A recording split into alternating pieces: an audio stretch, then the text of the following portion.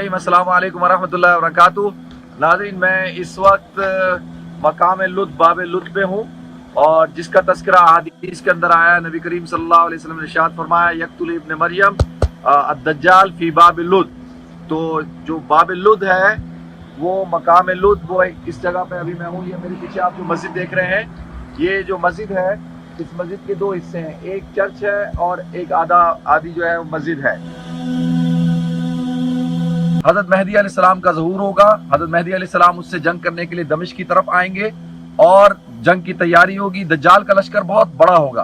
तो हज़रत मेहदी अलैहिस्सलाम जो है वो बज़ाहिर उस लश्कर का मुकाबला करने की सकत नहीं होगी और नमाज का वक्त हो रहा होगा और आप एक मुनासिब वक्त का इंतज़ार कर रहे होंगे। हज़रत ईसा अलैहिस्सलाम आसमान से उतरेंगे।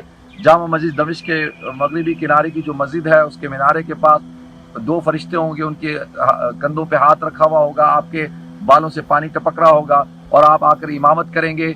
और फिर आपकी क़यादत में जो है, हदीस में आता है कि दज्जाल ऐसे हज़रत ईसा अलैहिस्सलाम को देखकर भागेगा जैसा कि नमक को पानी के अंदर डाला जाए और पानी पिघल जाता है। तो हज़रत ईसा अलैहिस्सलाम उसका पीछा करते हुए आएंगे इस मोहल्ले के अंदर।